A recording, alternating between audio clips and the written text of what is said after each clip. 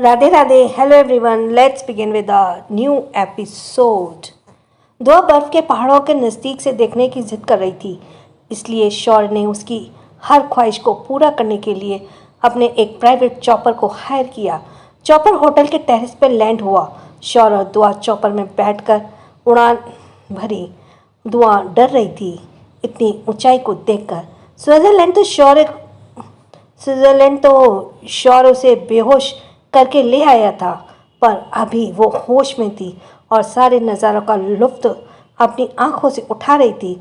इसलिए जैसे ही shopper chopper ऊपर जा रहा था, उसका डर बढ़ता जा रहा था। उसे संभालते हुए शौर ने उसे अपनी गोद में बैठा लिया और उसे अपनी बाहों में भर लिया और उसके सर को अपने सीने से लगा लिया। जब उसका चॉपर बर्फ के पहाड़ों के ऊपर आ गया, तब शौर ने दुआ को आंखें खोलने के लिए कहा। दुआ ने डर से अपनी आंखें और कस के बंद कर ली और दुआ अब उसके दोनों हाथों से शौर को कस कर पकड़ा हुआ था। शौर ने दुआ के गालों पर उसने एक हाथ से थपथपाते हुए उसे आंखें खोलने के लिए कहा, पर दुआ ने ना में सर हिलाते हुए मना कर दिया। शौर का दुआ को इतना डरते देखकर हंसी आ रही थी, पर वो अपनी हंसी को कंट्रोल किए हुए था। उसने दुआ के चेहरे को अपने ही हाथों से भर लिया और उसे देखते हुए बोला, दुआ आंखें खोलो अपनी। शौर्य की बात पर दुआ आंखें बंद किए हुए ही बोली, नहीं शौर्य जी, हम आंखें नहीं खोलेंगे, हमें बहुत डर लग रहा है। दुआ की बात पर शौर्य को फिर हंसी आ गई और वो धीरे से मुस्कुराते हुए बोला, अच्छा बाहर नहीं देखना, मत देखो, पर मेरी आंखों में तो देख सकती हो। शौर्य की बात पर दुआ ने आंखें को खोला और उसकी आंखों में देखने लगी। दुआ की आंखें आंसुओं से डबडबाई थीं और शौर्य ने उसके माथे पर किस किया और उसकी आंखों में देखते हुए कहा, मुझ पर भरोसा करती हो। शौर्य के इस सवाल पर दुआ ने सर हिला दिया। उसे देखते हुए शौर्य ने आगे कहा, तो फिर जैसे मैं कहता हूँ वैसे ही करो, तुम्हारे साथ मैं हूँ। दुआ तुम्हें कुछ नहीं होने दूंगा। चलो अब नीचे देखो, कितना खूबसूरत व्यू है। तुम्हारे इन पहाड़ों के पास से देखना था ना, देखो अब कितना अच्छा लग रहा है ये सब।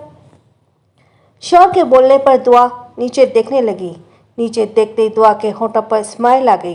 वो नज़ारा रियली बहुत दिलचस्प था। ऐसा लग रहा था सफ़ेद चादर पूरी धरती को ढके हुए है। उसे वो व्यू बहुत अच्छा लग रहा था। दुआ ने भी शौर्य को कसकर पकड़ा हुआ था। तभी शौर्य दुआ को पकड़े हुए ही उठकर खड़ा हो गया। शौर्य के खड़े होते दुआ के पैर कांपने लगे और वो शौर्य को कसकर पकड़ते हुए उससे बिल्कुल चिपक गई। बंजिंग जंपिंग टीम जो शौर्य के साथ आई हुई थी, वो दुआ को इतना डरते देखकर हंसने लगी, पर जल्दी उन सभी ने अपनी खुद की हंसी को कंट्रोल कर लिया। शौर्य के पहले से ही सेफ्टी बेल्ट पहनी हुई थी। उसने दुआ की तरफ देखकर कहा, क्या तुम मेरे साथ आना नहीं चाहोगी। शौर्य की बातों पर दुआ ने हैरानी से देखते हुए बोला, आप क्या करने की सोच रहे हैं, क्या आप यहाँ से जंप करने वाले हैं। दुआ की बात पर शौर्य ने सर हिला दिया। दुआ हैरानी से आंखें बड़ी कर देखे जा रही थी। नहीं शौर्य जी, हम आपको यहाँ से जंप नहीं करने देंगे, दुआ उसे रोकते हुए बोली। शौर्य उसे इतने डरते हुए देखकर उसे समझाते हुए बोला, दुआ मुझे कुछ नहीं होगा और तुम भी मेरे साथ जंप करोगी, अंडरस्टैंड। शौर्य की बात सुनकर दुआ के होश ही उड़ गए और वो धीरे से बोली, क्या हम भी। नहीं शौर्य जी, ये हमसे नहीं होगा। ठीक है, तुम यहीं रहो, मैं जा रहा हूँ। शौर्य को अकेले जाते देखकर दुआ ने कहा, नहीं नहीं रुकिए, हम चल रहे हैं आपके साथ। बोलते हुए दुआ शौर्य के पास आ गई। उसने लिपटते हुए उसकी कमर पर उसने दोनों हाथों को कसकर बांध दिया। शौर्य ने भी उसे कसकर पकड़ते हुए उन्हें इशारा किया, तो उन्होंने दुआ की सेफ्टी बेल्ट को हुक को शौर्य की बेल्ट से अटैच कर दिया और शौर्य धीरे धीरे पीछे की तरफ गिरने लगा। वो एकदम से चौपर से नीचे गिर गया और रस्सी के सहारे दोनों ही हवा में लटके झूल रहे थे। दुआ जोर जोर से चीख रही थी। उसकी चीख शौर्य के कान में दर्द कर रही थी, पर कुछ देर बाद शौर्य ने उसे संभाल लिया। अब दुआ भी शौर्य के साथ हवा में लटकी एंजॉय कर रही थी। बंजिंग जंपिंग के बाद उन्होंने ice skating, skiing, snow hoeing, snow showing, slide riding का पूरा दिन एक दिन दूसरे के साथ एंजॉय करने के बाद दोनों थक हार कर होटल वापस आ गए। शौर्य काउच पर बैठा हुआ था और बेड पर हाथों को दुआ बेड पर हाथों को पीछे की तरफ बेड पर टिकाते हुए पीछे की तरफ झुकी हुई थी। उसने शौर को देखते हुए हल्का गुस्सा करते हुए कहा, आप सिर्फ हमें क्यों लेकर आए? अगर सब आते तो सबके साथ कितना मज़ा आता। शौर अपने सामने बैठी उस बेवकूफ़ लड़की को देख रहा था जो उसका ख्याल रखती थी, सिर्फ उस सबका ख्याल रखती थी, सिर्फ उसका छोड़कर। शौर अभी उसे देखकर उसके बारे में ही सोच रहा था कि तभी दुआ ने फिर से एक और सवाल किया, आपको कैसे पता चला हमें स्विट्ज़रलैंड पसंद है? हम यहाँ आना चाहते थे। दुआ की बात पर शौर्य उस पल को याद करने लगा जब वो दुआ के घर गया था मीरा को लेने। तब उसने आरव से दुआ की पसंद नापसंद के बारे में पूछा था। तभी आरव ने उसे दुआ के बारे में उसकी सारी पसंदीदा चीज़ की जानकारी उसे दे दी थी। शौर्य अभी उस पल के बारे में सोच ही रहा था कि तभी दुआ ने उससे फिर पूछा तो शौर्य उठकर उसके पास जाते बोला, मैंने कहा ना मैं तुम्हारे बारे में सब जानता हूँ। बोलते ही वो उसके बगल में बैठ गया। दुआ उसके कंधे पर अपना सर रखते हुए बोली, हम वापस कब जाएंगे? दुआ के पूछने पर शौर्य बोला, जब तुम कहो। जब तुम कहोगी हम तभी वापस चलेंगे। शौर्य की बात पर दुआ उसके कंधे पर सर रखते हुए बोली, हम आपकी फीलिंग्स की रिस्पेक्ट करते हैं शौर्य जी, पर हमें बर्थडे सबके साथ मनाना है, अच्छा लगता है। हमें अम्मी अबू माँ सबकी याद आ रही है। ठीक है, हम आज ही इंडिया वापस जा रहे हैं, तुम रेडी हो जाओ, थोड़ी देर बाद हम इंडिया के लिए निकलेंगे। शौर्य की बात पर दुआ खुश हो गई। वो बेड से कूदकर उसके सामने जाकर खड़ी हो गई और उसने दोनों गालों को पकड़ छोटे बच्चे की तरह खींचते हुए बोली, माई डेविल इज सो स्वीट। शौर्य को समझ नहीं आया ये दुआ ने अभी अभी उसके साथ क्या किया, और वो ऐसे ही बच्चों की तरह करती रही तो वो बड़ी कब होगी। दुआ शौर्य के गाल खींचकर उसको अपने लेफ्ट गाल पर अपने होठ को छाप छोड़ दिया और फटाफट से रेडी होने चली गई। शौर्य वहीं बैठे हुए उसके आने का इंतजार करता। कुछ देर बाद जब वो चेंज करके बाहर आई तो शौर्य उसे देखता रह गया। वो लाल रंग की साड़ी में गुलाब का फूल लग रही थी। दुआ के ध्यान भी नहीं था कि शौर्य उसे देख रहा है। वो मस्त अपनी ही धुन में मग्न थी। दुआ एक तरफ अपने बालों को करते हुए मिरर के सामने जाकर खड़ी हो गई। शौर्य की नज़र उस पर ही टिकी हुई थी। बिना पल के झपकाए दुआ को देखे ही जा रहा था। उसकी नज़र दुआ के बैकलेस ब्लाउज पर गई जिसकी ऊपर की डोरी खुली हुई थी। शौर्य उठा और दुआ के पास जाकर उसके पीछे खड़ा हो गया। शौर्य की हाइट दुआ से काफ़ी ज़्यादा थी, इसलिए वो दुआ के मिरर में आसानी से देख पा रहा था। दुआ और शौर्य दोनों मिरर में एक परफेक्ट कपल लग रहे थे। दुआ ने शौर्य को देखते हुए अपनी आईब्रो उठाकर सवाल किया, जिसके जवाब में शौर्य ने सर हिला दिया। उसने मिरर में दुआ को देखते हुए उसकी डोरियों को पकड़ा, उसे बांधने लगा।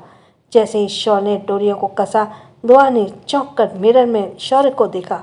शौर्य उसे देखकर मुस्कुरा रहा था और दुआ भी धीरे से मुस्कुराने लगी। उसके ब्लाउज की डोरियों को बांधने पर शौर्य उसे पीछे से ही अपनी बाहों में भर लिया और उसके गालों को चूम कर बोला, याद रखना ये आंखें प्यार से सिर्फ मुझे ही देख सकती हैं। अगर इन्होंने किसी और को इतने प्यार से देखने की गुस्ताखी की तो मैं इन्हें सजा दूंगा। शौर्य की बात पर दुआ ने उसे मिरर में देखते हुए कहा, धमकी दे रहे आप हमें? हाँ, क्योंकि मैं नहीं चाहता ये आंखें मेरे अलावा किसी और को इतने प्यार से देखे। अपनी बात पूरी करते हुए शौर्य ने उसकी मांग में सिंदूर भर दिया। या सिर्फ मेरे नाम का सिंदूर लगना चाहिए? दुआ शौर्य की बात पर मुस्कुरा दी। हम रेडी हैं, आप भी तैयार हो जाइए, हमें जाने में देर हो जाएगी। अपनी बात पूरी कर दुआ जाने लगी तो शौर्य ने उसकी साड़ी का पल्लू पकड़ खींचा तो वो उसके सीने से टकरा गई। इतनी जल्दी में तुम्हें मुझसे दूर जाने का? शौर्य की बात पर दुआ चढ़ते हुए पीछे मुड़ी और उसकी आंखों में देखते हुए बोली, आपको हो क्या गया है? ये कैसी बात कर रहे हैं आप? ना हम कहीं जा रहे हैं आपको छोड़कर, ना आप जा रहे हैं। और अगर ऐसी सिचुएशन आती भी है तो हम आपको ऑर्डर देते हैं कि हम पर सिर्फ आपका हक होगा। आप अपना हक कभी भी हमें दिखा सकते हैं। दुआ की इस बात पर शौर ने उसके माथे को चूम लिया और उसे अपनी बाहों में भर लिया। कुछ घंटों बाद वो लोग इंडिया थे। दोनों जब घर पहुँचे तब तक मिडनाइट हो गई थी और सब तरफ अंधेरा फैला हुआ था। ये देखकर दुआ को लगा सब सो गए हैं। शौर के कहने पर सबने अपने मेन डोर ओपन किया तो उसके दरवाज़ा खोलते ही सब तरफ रोशनी फैल गई और सभी जोर से चिल्लाते हुए उसे बर्थडे विश करने लगे। दुआ के पेरेंट्स भी पहले इसमें मौजूद थे। दुआ सबको देखकर शॉक रह गई। उसने सोचा नहीं था सब इसे ऐसे सरप्राइज़ देंगे। उसे बहुत अच्छा लग रहा था। वो सबसे देखकर मुस्कुराई जा रही थी। दुआ के नज़रें अब सबको हट कर पहले इसकी डेकोरेशन पर गई। पहले इसको बहुत खूबसूरती से सजाया गया था। हॉल में बैलून और ढेर सारी डिफरेंट चीज़ों से हॉल को सजाया गया था। फ्लोर पर बैलून ही बिखरे दिखाई दे रहे थे। बीच में एक टेबल लगी थी जिस पर उसका बर्थडे केक रखा था। दुआ ने ये सब देखा और शौर की तरफ देखा और आंखों से ही उसे थैंक्स कहा। सॉरी, आज मुझसे पढ़ा नहीं जा रहा क्योंकि मेरी आई टेस्ट हुई है। रेटिना टेस्ट में पुतली फैल जाती है और मुझे कोई सारे वर्ड्स डबल ट्रिपल दिख रहे हैं। लेकिन एक ने सब्सक्राइबर ने कहा कि नहीं डेविल मेरा यार, तो आज सेंड कर दो। मैं मान रख रही हूँ तो आप भी मेरा मान रखेंगे। शौर उसे मुस्कुराते हुए देख रहा था। शौर उसका हाथ पकड़ उसे सबके बीच ले गया। दुआ सबको मिलने लगी और सबसे मिलने के बाद उसने केक कट किया और सबने तालियां बजा दी। दुआ सभी को केक खिलाने लगी तो सबने लास्ट में केक का बाइट लेकर शौर के पास आई और उसे केक खिलाने लगी तो शौर पीछे हट गया। दुआ उसे सवालिया नज़रों से देखने लगी तो शौर उसका हाथ पकड़ दूसरी तरफ ले गया। वहाँ उन दोनों के अलावा और कोई नहीं था। आगे क्या मोड़ लेगी ये स्टोरी। दुआ सभी का केक खिलाने। दुआ शौर के साथ जाते हुए बोली, ये आप हमें कहाँ ले जा रहे हैं? अब सब हमारा इंतज़ार कर रहे हैं। शौर ने दुआ को अपने सामने कर उसे केक खिलाने का इशारा किया। दुआ उसे केक खिलाने लगी तभी शौर ने उसके हाथ को अपने मुंह की तरफ मोड़ दिया और उल्टा दुआ को केक खिला दिया। दुआ कुछ बोल ही नहीं पाई। उसे तो समझ ही नहीं आया कि शौर उसके साथ कर क्या रहा है। केक की क्रीम दुआ के होठों के आसपास लग गई।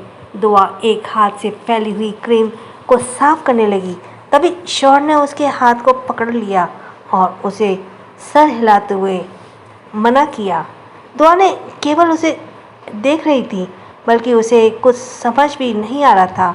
वो अभी शौर को देख ही रही थी कि तभी शौर ने उसे करीब करते हुए अपने होठों से उसके होठों को जोड़ दिया जो उसे किस करने लगा था। और केवल वो उसे किस ही नहीं कर रहा था बल्कि उसने दुआ के होठों के आसपास फैली क्रीम को भी साफ कर दिया था। जब आयशा और चित्रा दुआ को ढूंढते हुए वहाँ पहुँची तो दोनों को शौर की बैग दिखी जिसे देखकर दोनों वहीं रुक गई। उन्हें दूर से ही दुआ का हाथ भी दिखा जो शौर के हाथों में जकड़ा हुआ था। वो दोनों ही समझ गई वहाँ क्या हो रहा है, इसलिए दोनों ही एक दूसरे को देखी और मुस्कुराई और वापस चली गई। जब वे दोनों सबके पास गई तो मीरा ने दोनों से पूछा, दुआ कहाँ है? मीरा की बात पर चित्रा मुस्कुराते बोली, वो आ रही है माँ। तभी राज ने कहा, शौर्य भी नहीं दिखाई दे रहा है, वो कहाँ चला गया? उसकी बात में आयशा ने कहा, जीजू आ रहे हैं। उनके साथ बीते बोलते ही शौर्य दुआ दोनों वहाँ एक साथ आ गई। चित्रा, आयशा, पायल, राखी, महिरा वे पांचों ही दुआ को देख रही थी। इधर अभय, राज, विशाल, अनमय, सिम्बा सभी शौर्य को देख रहे थे। वो खुश लग रहा था। वो चारों को ही उसका स्माइल फेस हजम नहीं हो रहा था। उन्होंने एक दूसरे को देखा और फिर से शौर को खोने लगे। तभी राज ने शौर के कॉलर पर लगे केक को देख लिया और धीरे से मुस्कुरा दिया। उसे मुस्कुराते देखकर शौर ने आईब्रो उठाकर उसके मुस्कुराने की वजह पूछी तो राज ने उसे अपनी कॉलर देखने का इशारा किया शौर्य ने अपनी कॉलर झुककर अपनी कॉलर देखी तो उसके कॉलर पे केक लगा था, जिसे देखकर उसने राज को घूरा तो राज उस पर फिर हंस दिया। इधर सभी दुआ को गिफ्ट दे रहे थे। आरफ ने भी दुआ को गिफ्ट दिया। दुआ उसके हाथ से गिफ्ट लेते हुए बोली, क्या लाई हो हमारे लिए तुम? आपा खुद देख लो आप, आरफ ने प्यार से कहा तो दुआ मुस्कुराते हुए उसके गिफ्ट को अनपैक करने लगी। कोलाज वो एक कोलाज वाला, सॉरी मुझे दिख नहीं रहा है सही से, वो एक कोलाज वाला फ्रेम था जिसमें आरव और दुआ की ढेर सारी फनी पिक्चर्स थी। उसे देखते ही दुआ के होठों पर स्माइल आ गई और उसने आरव को गाल खींचते हुए कहा, अब तक का तुम्हारा दिया ये सबसे बेस्ट गिफ्ट है हमारे लिए। थैंक यू छोटे चूहे। क्या आप अब भी हमें छोटा चूहा कहेंगी? आरव ने मुंह बनाकर कहा। इस पर दिस इज़ नॉट फेयर आपा, अब हम बड़े हो गए हैं। आरव की बात पर सभी हैरान थे। दुआ उसकी बात पर मुंह बनाकर बोली, आरव आप बड़े हो गए हैं तो चलिए जल्दी से हमें उठाकर दिखाइए। आरव दुआ की बात पर उसे मुंह खोले देखने लगा और उसे देखते हुए मन ही मन खुद बोला, अत्याचारी आपा, कभी तो हम पर रहम दिखाया करो। क्या हुआ, क्या सोच रहे हो? दुआ ने आरव को देखते हुए कहा, बड़े हो गए हो ना, जल्दी से उठाओ मैं। बोलते ही दुआ ने अपने दोनों हाथ फैला दिए। आरव ने दुआ के नीचे से ऊपर तक देखा और आगे बढ़कर उसे उठाने की कोशिश करने लगा, पर दुआ उसे हिल ही नहीं पा रही थी। आरव ने ऊपर सब हंस दिए। तभी आरव पीछे मुड़ा और शौर्य को देखते हुए मुंह बनाकर बोला, क्या जीजू, आपने इन्हें खिला पिलाकर इतना मोटा कर दिया, अभी हमसे हिल भी नहीं रही है। पहले हम इन्हें कम से कम हिला तो पाते थे, पर अब उठना तो दूर, ये हमसे हिल भी नहीं रही है। बोलते हुए आरव ने सर झुका लिया और सभी उस पर हंस दिए। और तभी दुआ आरव को खुद को मोटा कहने पर उसे घूर रही थी। उसने आरव के कान पकड़ मरोड़ते हुए कहा, क्या कहा? हम तुम्हें मोटे लगे हैं? खुद इतने कमज़ोर हो और मोटा हमें बता रहे हो? हाँ आपा, और कितने जोर से खींचोगी, छोड़िए, देखिए वरना वो होबो से भी ज़्यादा लंबे हो जाएंगे हमारे कान। दुआ ने उसे छोड़ दिया और आंखों में छोटा कर उसे पूछने लगी। आरव भी उसे मुंह बनाकर देखे जा रहा था। माहौल का थोड़ा लाइट करते हुए एक बार फिर सब उसे गिफ्ट देने लगे। सिम्बा ने भी उसे गिफ्ट दिया तो दुआ उसके तोहफे पर अपनी हाथ में पकड़ते हुए उसे देखती बोली, इसमें क्या है भाई, तुम खुद देख लो। सिम्बा मुस्कुराते हुए बोला। दुआ उसका गिफ्ट भी खोलने लगी। जैसे उसने सिम्बा का दिया तोहफा देखा वो भावुक हो गई, उसकी आंखें नम हो गईं। वो दुआ की माँ की तस्वीर थी जिसे उसने मुंबई से आने के बाद फ्रेम करवाने के लिए सिम्बा को दिया था, पर सिम्बा आज उसी तस्वीर को फ्रेम करवाकर उसे दुआ को तोहफे के रूप में दे दिया। दरअसल उसे समझ नहीं आ रहा था वो दुआ को क्या प्रेजेंट दे। तभी उसे श्रेया की तस्वीर का ख्याल आया और उसने उसे भी गिफ्ट दे दिया। दुआ ने रुहासी आवाज़ में कहा, थैंक यू भाई, इसमें इतने खूबसूरत तोहफे के लिए। दुआ का भावुक होते देखकर मीरा और मन्नत दोनों ने उसे संभाला और मीरा उसके हाथ से फ्रेम लेकर दूसरी तरफ रखने को हुई, पर तभी उसकी नज़र श्रेया की तस्वीर पर गई और उसे कुछ भूली बिसरी यादें याद आने लगी। मीरा को ध्यान अब दुआ की हटकर शरण्या पर आ गया था। वो उसकी तस्वीर को बड़े ध्यान से देख रही थी और तस्वीर को देखते हुए बोली, मुझे ऐसा क्यों लग रहा है, मैंने तुम्हारी माँ को कहीं देखा तो है। मीरा की बात सुनकर दुआ जल्दी से उठते हुए मीरा को देखते हुए बोली, आप सच कह रही हैं माँ, आपने हमारी माँ को देखा है? कब, कहाँ देखा आपने? दुआ ने एक साथ कई सारे सवाल किए। मीरा उसे समझाते बोली, आजकल में नहीं बेटा, सालों पहले देखा है, पर याद नहीं आ रहा कब कहाँ देखा। मीरा की बात पर शौर्य बोला, माँ याद करने की कोशिश करिए, आपने इन्हें कहाँ देखा है? शौर्य की बात पर मीरा उदास से बोली, नहीं याद आ रहा बेटा, बस ऐसा लग रहा है कि मैंने इन्हें चेहरे को पहले कहीं देखा है। बोलते हुए मीरा सोचने लगी, पर उसे कुछ याद नहीं आया। शौर्य ने भी दुआ की माँ के बारे में पता करने की बहुत कोशिश की थी, पर उसे भी कुछ पता नहीं चल पाया था। वो दुआ के लिए अपने वादे को पूरा करना चाहता था।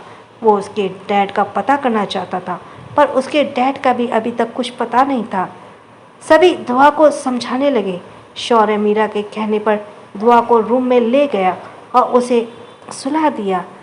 रात बहुत हो गई थी और अब तो धीरे धीरे सुबह होने लगी थी, पर अभी भी शौर्य की आंखों में नींद नहीं थी। वो बालकनी में खड़ा सिगरेट पी लंबी लंबी कशें ले रहा था और एक एक अंधेरे को घूर रहा था, एकटक अंधेरे में घूम रहा था। अब कुछ देर बाद उसकी सिगरेट खत्म हो गई। अब वो रूम में आया और दुआ के बगल लेटते हुए उसने अपनी बाहों में भर लिया। कल रात सभी देर से सोए थे, इसलिए सुबह किसी की आंखें नहीं खुली। सिर्फ मीरा और मन्नत जो समय से जाग गई थी और घर के काम कर रहे लोगों को इंस्ट्रक्शंस दे रही थी। मीरा के जागते के कुछ देर बाद ही शौर्य भी उठ गया था और वो भी मीरा के साथ काम करवा रहा था। पर अभय, राज, सिम्बा, अन्य और विशाल पांचों के पांचों अभी सो रहे थे। करीब 11 बजे वो सभी उठकर रेडी होकर अपने कमरे से बाहर निकले। राज, अभय, विशाल और अन्वय तो जानते थे आज फिर से क्यों पैलेस को सजाया जा रहा है, पर वो लड़कियां नहीं जानती थी। दुआ के कन्फ्यूजन में डेकोरेशन को देखते हुए सोच रही थी। कल ही पैलेस को इतना अच्छे से सजाया था, अब फिर से सजाया जा रहा है, पर क्यों? पर आज भी किसी की बर्थडे है। दुआ खुद से ही बातें करने लगी। ऊपर सजावट को देखते हुए चल रही थी, पर तभी उसके सामने खड़े शौर्य से टकरा गई। शौर्य ने उसकी कमर पर उसे गिरने से बचा लिया और उसे देखते हुए बोला, ध्यान कहाँ है तुम्हारा? दुआ उसकी बातों को इग्नोर करके सवाल करते हुए बोली, ये पैलेस को दोबारा क्यों सजा रहे हैं? आज किसका बर्थडे है? दुआ की बात पर शौर्य बोला, किसी का नहीं, आज तुम्हारी बर्थडे विश पूरी हो रही है। शौर्य की बात पर दुआ उसे कंफ्यूज में देखते हुए बोली, बर्थडे विश? तुम चाहती थी ना महिरा और सिम्बा की शादी हो जाए? अभी शौर्य बोल ही रहा था कि तभी दुआ उसे बीच में रोकते बोली, तो क्या आप मान गए? आप उन दोनों की शादी करवा रहे हैं? दुआ आंखों में चमक लिए बोली। शौर्य ने उसकी बात पर सिर हिला दिया। दुआ खुशी से उछलकर उसके गले लग गई।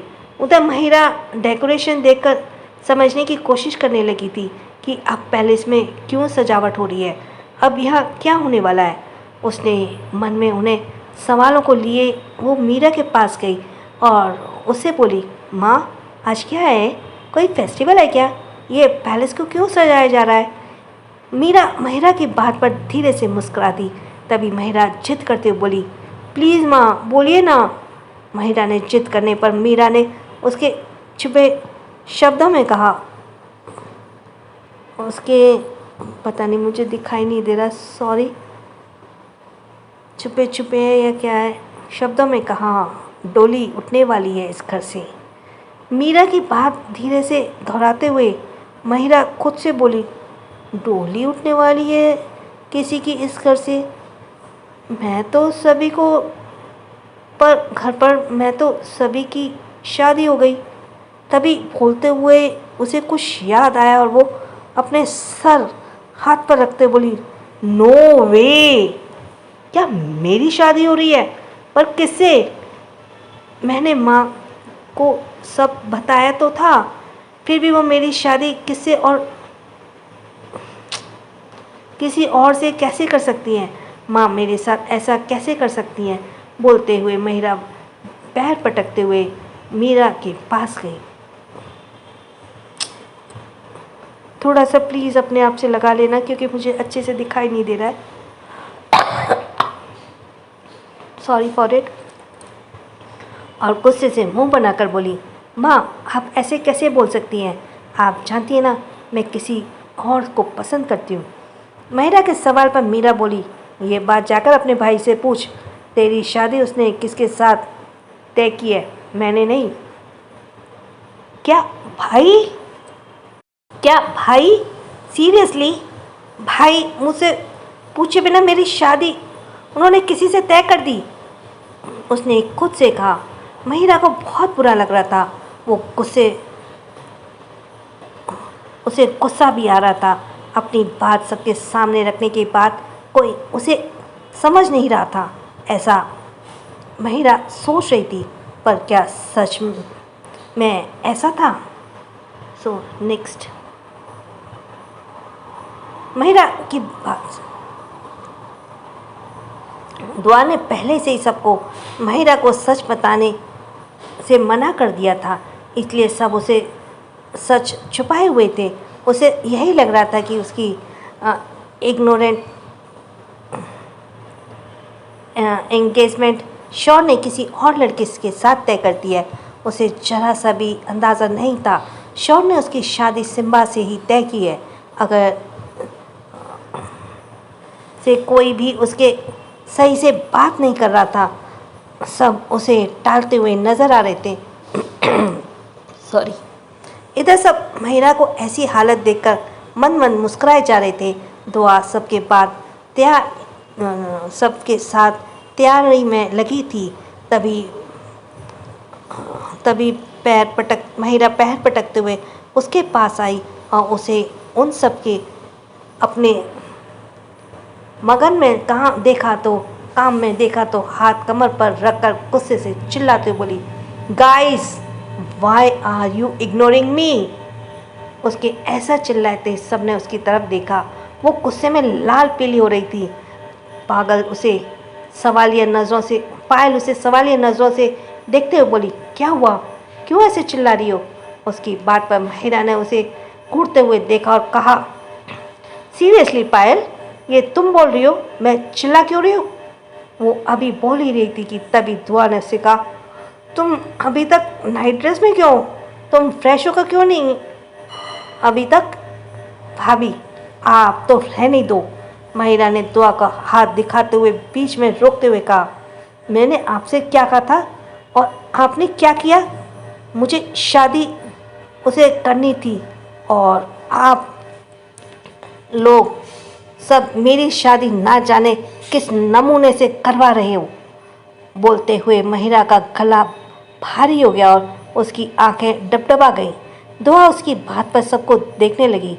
हालांकि वो हंसी उसके होठों पर आई थी, पर उसने जल्दी से अपनी मुस्कुराहट को छुपा लिया और महिरा को समझाते हुए बोली, महिरा, हमने उनसे बात की पर उन्होंने हमारी बात नहीं सुनी। हमने उन्हें बहुत समझाया भी पर वो नहीं माने। उल्टा हमें तो उनसे डांट ही पड़ी। उन्होंने बोला तुम उनकी बहन हो, वो अच्छे से जानते हैं तुम्हारे लिए सूटेबल पार्टनर कौन रहेगा और उन्होंने तुम्हारे लिए ऐसा ही एक पार्टनर मैच ढूंढा है। दुआ बोलकर चुप हो गई तो महिरा उसकी बात पर चिढ़कर बोली, मैं खुद भी भाई से बात कर रही हूँ, वो ऐसे कैसे मेरी शादी किसी से भी करवा सकते हैं? ठीक है, जाओ उन्हीं से पूछ लो। दुआ ने भी उसकी बात पर कंधे उचका दिए। महिरा पैर पटकते हुए वहाँ से चली गई। उसके जाने के बाद वो पांचों ही उसे देखकर हंसती और एक दूसरे को हाई फाई करने लगी। तभी आयशा ने उसे कहा, गाइस ये थोड़ा ज़्यादा नहीं है और आई थिंक हमें उसे बता देना चाहिए।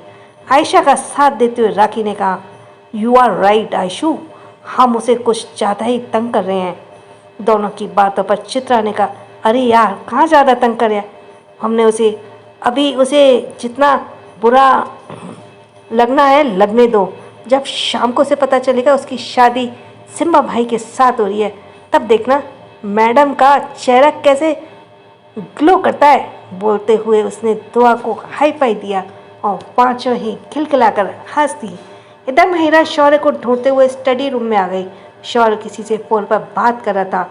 महिरा उसे कॉल कर बात करते देखकर चुपचाप उसके पीछे खड़ी हो गई। जब शौर्य कॉल पर बात कर पीछे मुड़ा तो महिरा को उसने पीछे खड़े देखकर बोला, क्या हुआ? शौर्य के बोलने पर महिरा उसे देखते हुए बोली, वो भाई मुझे कुछ भाई वो महिरा शौर्य को देखकर घबरा रही थी। शौर्य के ठंडे एक्सप्रेशन उसे डरा रहे थे। उसे समझ नहीं आ रहा था कि वो शौर से कैसे बात करे। उसने मन ही मन खुद से कहा, कमाल है दुआ, तुम बहुत स्ट्रांग हो यार, जो मेरे इस भाई के साथ रह रही हो। तुम्हारी जगह कोई और होता तो अब भाई को छोड़कर चला गया होता। दोनों हाथों को आपस में रगड़ते हुए, उसकी आंखों में इधर उधर घुमाते हुए महिरा जैसे तैसे अपनी बात बोलने को कोशिश कर रही थी, पर उसे बार बार अटकते देखकर शौर्य से सवालिया नजरों से देखते हुए बोला, क्या हुआ, तुम मुझसे कुछ कहना चाहती हो? क्या हुआ, तुम मुझसे कुछ कहना चाहती हो? हाँ भाई, मैं ये कह रही थी मेरी ड्रेस कैसी है। अभी तक मैंने उस ड्रेस नहीं देखी। शाम को फंक्शन में मैं क्या पहनने वाली हूँ मुझे किसी ने बताया तक नहीं।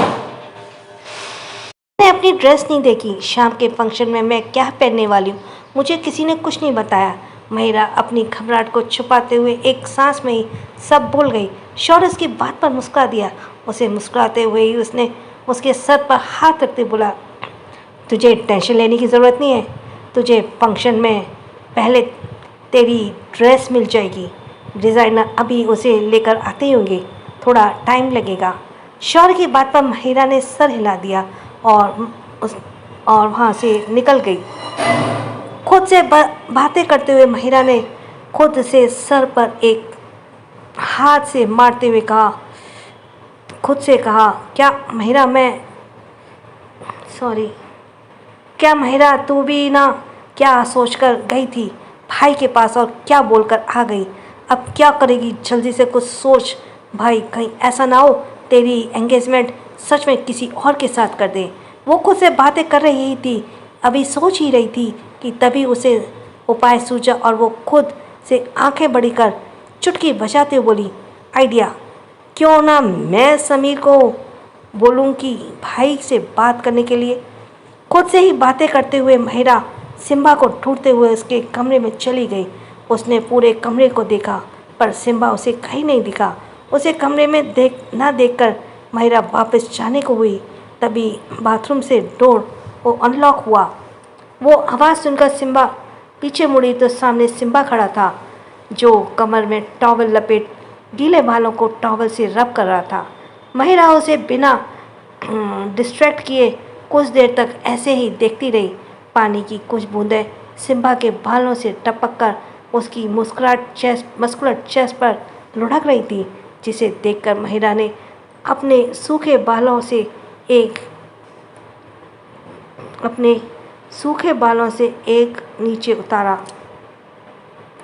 घूंट नीचे उतारा अपने सूखे गले से, और मन ही मन सिम्बा को देखते हुए बोली, क्या भाई, आप भी ना इतने हैंडसम और हॉट बंदे को छोड़कर ना जाने किस नमूने से मेरी शादी करवा रहे आप। उसकी नज़र अभी भी सिम्बा पर ही थी।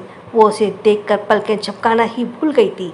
काफ़ी देर में महिरा ने उसे लगातार देखने की वजह से सिम्बा को भी रियलाइज़ हुआ उसे कोई देख रहा है। उसने सर उठाकर महिरा की तरफ देखा तो महिरा उसे नज़रें में लाने की सकपका गई। सिम्बा महिरा को अपने रूम में देखकर चौंका था, पर अगले ही पल उसके होठों पर हंसी बिखर गई और वो ना दिखने वाली स्माइल करते हुए टॉवल को बेड पर फेंकते हुए महिरा की ओर बढ़ने लगा। दोनों ही एक दूसरे की आंखों में देख रहे थे। सिम्बा आगे कदम बढ़ा रहा था तो वहीं महिरा उसकी आंखों में देखते हुए उसके हर बढ़ते कदम के साथ साथ कदम पीछे ले रही थी। एक पॉइंट पर जाकर उसकी पीठ दीवार से टिक गई। महिरा पीछे दीवार को देखती है और तभी वो आगे देखते हुए जाने को हुई, पर तभी सिम्बा उसके सामने आकर रास्ता रोक खड़ा होता है। सिम्बा को देखकर महिरा रुक गई। सिम्बा ने अपने दोनों हाथ दीवार पर दोनों तरफ से महिरा को घेरे हुए टिका लिया। सिम्बा उसकी नज़रों में देखते हुए बोला, भौं उचका कर बोला, तुम यहाँ क्या कर रही हो? सिम्बा की बॉडी से शॉवर लेने के बाद एक अलग ही खुशबू आ रही थी। महिरा सिम्बा की नज़रों को और उसकी फ्रेगनेंस से अनकंफर्टेबल हो रही थी। उसे अपनी आंखें बंद करते हुए कहा, वो अभी बोल ही रही थी कि तभी सिम्बा ने उसके होठों पर अपनी एक उंगली रखते हुए उसे खामोश कर दिया। महिरा को अपने गर्म होठों पर जैसी सिम्बा की ठंडी उंगली का एहसास हुआ, उसने हार्ट बीट और तेज हो गई। वो गहरी गहरी सांसें लेते हुए दोनों हाथों को मुट्ठी कसकर बनाए हुए एक अजीब सी अवस्था में खड़ी थी। उसने धीरे से अपनी आंखें खोली तो उसकी आंखों में सिम्बा की आंखें से जा मिली। वो अभी भी उसे ही देख रहा था। सिम्बा के मन में ना जाने कैसी शरारत जागी। वो सिम्बा की बचकानियों को और बढ़ाते हुए वो उसके होठों पर रखी उंगली को उसके होठों पर ही मूव करने लगा। सिम्बा की इस हरकत पर उसे अनकंफर्टेबल फील कर दिया और उसने अपनी बंद मुट्ठी को खोलते हुए अपना एक हाथ उसके चेस्ट पर रख दिया। उसे आगे बढ़ने से रोक रही थी। सिम्बा महिरा को खुद को रोकते देखकर उसके हाथ को अपने हाथों में से हटाते हुए बोला, ये धुरियाँ किस लिए? कुछ घंटे बाद तो हम एक दूसरे के और करीब आ जाएंगे। सिम्बा की बातें सुनकर महिरा उसे चौंक कर देखने लगी। उसे सिम्बा की कई बातें समझ नहीं आ रही थी। उसने सिम्बा को कन्फ्यूजन में देखते हुए कहा, आप कहना क्या चाहते हैं? क्या आपको पता नहीं आज हमारी? वो बोल ही रही थी तभी फिर से सिम्बा ने उसके होठों पर अपनी उंगली रखकर उसे शांत कर दिया। आई नो कि आज हमारी एंगेजमेंट हो रही है। सिम्बा की बात पर महिरा उसके हाथ को अपने मुंह पर से हटाते बोली, क्या हमारी? पर हमें सबने एक सेकेंड बोलते हुए वो रुक गई और फिर सोचते बोली, ओह तो सब मुझे जानबूझकर परेशान कर रहे थे। सब जानते थे मेरी एंगेजमेंट समीर के साथ हो रही है और मुझे तंग करने के लिए मुझसे सभी ने झूठ कहा। अभी बताती हूँ उन्हें। महिरा गुस्से से बोलते हुए जाने लगी और तभी सिम्बा ने उसका हाथ पकड़ा, उसे रोकते हुए कहा, जाने से पहले मुझे मेरा अधूरा काम तो पूरा करने दो। महिरा को सिम्बा की बात समझ नहीं आई तो वो कंफ्यूज में बोली, मुझे समझ नहीं आप किस काम की बात कर रहे हैं? महिरा के सवाल पर सिम्बा ने उसका हाथ पकड़े हुए ही उसे खींचा तो महिरा फिर से दीवार से जा लगी।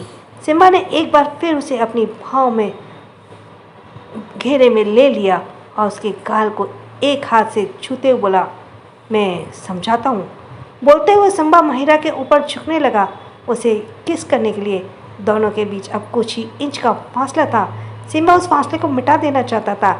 इससे पहले कि वो और कुछ इंच के फासले को मिटा पाता, महिरा उसे जोर से धक्का दिया। उसके धक्के से सिम्बा उससे दूर हो गया।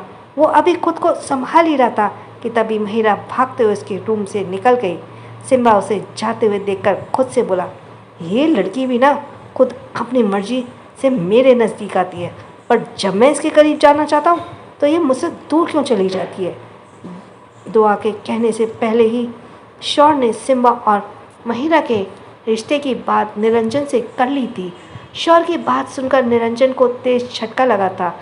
इतना सब होने के बाद भी शौर उसे रिश्ता जोड़ रहा था, पर जल्दी शौर की पूरी बात सुनकर उसे समझ आ गया वो रिश्ता ये केवल अपनी बहन की खुशी के लिए जोड़ रहा था। अगर उसकी बहन को समीर पसंद नहीं होता तो शौर कभी भी इस रिश्ते के लिए राज़ी नहीं होता। शौर से वो ना नहीं बोल सकता था, इसलिए निरंजन ने शादी के लिए हाँ कह दी। क्या महिरा की शादी बिना किसी परेशानी की हो पाएगी या उन चारों की शादी की तरह बॉम्ब ब्लास्ट होंगे? मुझे लगता है कुछ ना कुछ तो गड़बड़ होगा, क्योंकि उस दिन पत्तों की झाड़ियों में जो आवाज़ आई ना, तो एक राइटर ने क्यों छोड़ दिया। और थैंक्स फॉर लिसनिंग। छोटों को प्यार, बड़ों को सम्मान। राधे राधे।